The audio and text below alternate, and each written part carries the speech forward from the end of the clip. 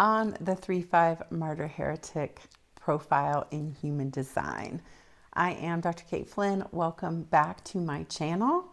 I use strategy and authority to guide clients through an active deconditioning process so that they can reclaim power from the thinking thoughts and mental madness, reclaim it into the knowing body, and experience self-love and create a life that they love. And here lately, because human design is such an integral part of my process and has made such a huge impact on my own personal growth and well-being, I have been responding to sharing with you my reflections on my experiment and what it's like to be a 3-5 emotional generator according to my human design. So if you are a 3-5 and you're just starting, you might find the information I'm about to share helpful. And if you have 3-5s in your life and you're like, what is happening? Why are they like that? Then I truly feel what I'm about to share will shed some light on that. So the 3-5 is the Martyr Heretic. I'm sure I'm not the first person to have this thought, but some of the language in human design is not very accessible. It kind of makes everything sound a little bit bad. And I think that can be kind of like a roadblock or an obstacle why people kind of hear about it. They respond to it and then they don't move forward through it. So it would be interesting to go back and kind of change that language to make it like these things aren't bad. They are just how you're designed. And if you can accept and surrender and embody that and live according with it, then it can be great and you can have a completely amazing life. And isn't that what we all want? So what does a 3-5 look like in general? I'm not going to speak for all 3-5s. I'll try to focus on me and my experience. Like, I am not going to be the one that shows up for a 9-to-5 job, clock in and clock out for years on end. I move around a lot. I think between the ages of like 18 and 40, I had moved 22 different times, whether to completely different cities, different countries, different places within the same city. It was constant movement. And when I got to Knoxville and got married and I couldn't move my home all the time, I just moved my practice from place to place to place because that was what I had to do to force myself to stay in that area. It's just an impossibility to do that and to try to force myself into what other people think is acceptable or how I should be. You know, all the social conditioning placed upon me. It's like, I am never going to look like that. And if I try to force myself into the box of what others think that I should look like and what my life should be, then I could see how that would lead to just checking out. Whether it's with, drugs or alcohol or TV or whatever it is, just being a non-participant in my own life, because that's what it would take to try to force myself into that box. So that's another reason this deconditioning process has been so huge in my own personal life. Like, yeah, why would I want to be what others think that I should be when I could be who I am and celebrate that instead of comparing myself to what I am not? So specifically on the 3 line, the Martyr line, how fun does that sound? The 3 line is all about trial and error. My mama always used to say that I like to learn things the hard way. And boy, was she not wrong. And that is just part of it. I'm not going to learn from your experience of something. I'm going to say, I wonder what would happen if I, and then do that thing and see what happens. To everybody else, that's just going to look like I'm fumbling around and making a lot of mistakes. And that was my conditioning for a long time. Like, why do you make it so hard? Why does it have to be this way? And that is just the nature of the 3 line. I'm going to bump into things. I'm going to go through trial and error. I am going to learn about every way to do something that doesn't work. And from that, I'm going to learn about what absolutely does work. On the bumping into things, I think I've totaled like at least 8 cars in my driving years.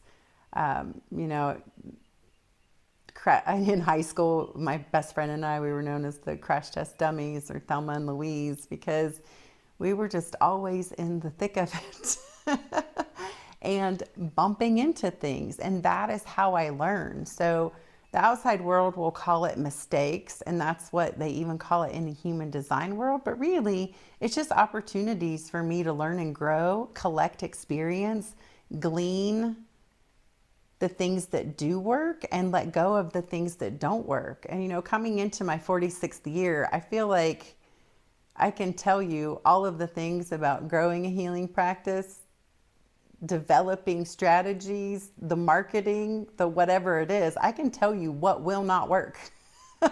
And it's nice to be moving into a chapter of really honing mastery and settling into the knowing of what does work, because I've done all of that trial and error experimenting. That feels pretty good. Pretty good. So if you are in the thick of it, maybe you're, you know, in your 20s, you're still bumping into everything and you're still gleaning a lot of information about what doesn't work, know that eventually you are going to be able to hone that and settle into your own mastery of whatever it is you're creating in your own experience. So now a little bit about my reflections on the 5 line. So the 5 line is the heretic, and I have it unconscious. So the second number in your profile is unconscious, which means I'm fully aware of that need for trial and error in my 3 line, because that is conscious. The 5 line, though, man, I wish I had known about this 20 years ago. But had I heard about it 20 years ago, I probably wouldn't have been in a place to receive the information. We all know how that goes. So, and I want to also mention that I have 7 3 lines and 10 5 lines. And the 3-5 that makes up your profile, that's like 70%. That's where the sun is located, whatever it is, 70%. So the bulk of who I am, 3-5. And then additionally, I have all those other 3s and 5 lines. And the 5 line comes with a projection field. And since it's unconscious for me, that projection field is unconscious. So it's almost like on I'd say it is like on an energetic level, I'm throwing out this projection field for you that says, what do you want from me? What can I do for you? And when I am not paying attention, not settling in, people are throwing that onto me all the time. And that's the savior complex, right? Well, you can save me. You can fix this. You can. And if I don't accept your projection, then that is going to lead to disappointment. I've actually thought about, you know, unconscious 5 line t-shirts, like, this will not go well. I will probably disappoint you. Tell me what it is exactly you want from me so that I can tell you if I can give that to you. And my whole life, I have considered that to be, or considered myself to be socially awkward, because when I'm navigating groups of people, I feel like I'm always in the back of my mind is like, what do you want from me? Can you just tell me what you want from me? Who do you want me to be? And before, thinking that I was supposed to live up to that expectation, and now realizing that I don't have to accept your projection. I can say yes and respond to it, you know, according to my authority, and work with you to manifest whatever that thing is that you want me to do. But if I don't respond to it, I don't have to. And now there's so much freedom in that. So yeah, it's not about being socially awkward. It's 10 unconscious 5 lines, and that comes with a fair amount of paranoia. So if you ever meet me on the street or in community and you're like, wow, she is really socially awkward. Yeah, I'm aware of it, and I'm always kind of slowly figuring out how to navigate. Don't typically say very much in the beginning, but then once you know me, it just totally opens up, and I'll talk your ear off, and you'll probably be wanting me to be quiet, like I'm doing right now. So I'm going to move on. Oh, just to go back and retouch on that savior complex, you know, that was one thing that really killed me in chiropractic practice early on, and then transitioning into more of a healing practice. Whenever someone would come in and say, fix me, it was like I would immediately check out at that point. Like, I cannot fix you. I will not accept that projection. I can lay things out for you.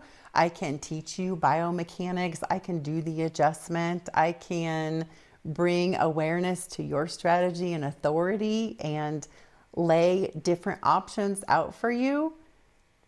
But I cannot fix you. Like that is, I will empower you to do those things to create the life that you want. And whether you choose to take action on those things or not, I can't do those things for you. So yeah, that was like the worst thing ever, the worst feeling ever when people would come in and say, fix me. And I'm glad that I don't have to move in those waters anymore. So with that 5 line, having the awareness that my influence comes over the other, over strangers. And I would, in Knoxville, in practice, I would try to force myself to go to networking events and, meet with people one-on-one. And it was just miserable the whole time. My mind is telling me this is what you're supposed to do. This is what you should do. This is how you're going to build your practice, build your business. You got bills to pay, make money, all the things. And it was just awful. It was just awful. So much frustration out of that and no satisfaction to be found. And I'm a generator, so satisfaction is my marker for success, that I'm in the flow, that I am living according to my strategy and authority. And that's brought up a whole another opportunity for me, because I do not love talking to strangers. And that is why, or maybe it's my conditioning has taught me that I don't love talking to strangers, or it's that paranoia field, or whatever it is. My husband is a 3/5 projector. He will hone in at the invitation and make the connection and be so present. And it is so beautiful and amazing to watch.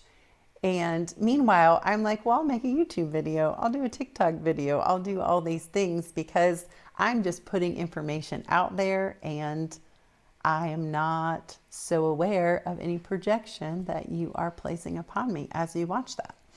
Now, we have been in kind of isolation for a hardcore deconditioning over the last 8 to 9 months, and we are preparing for a move.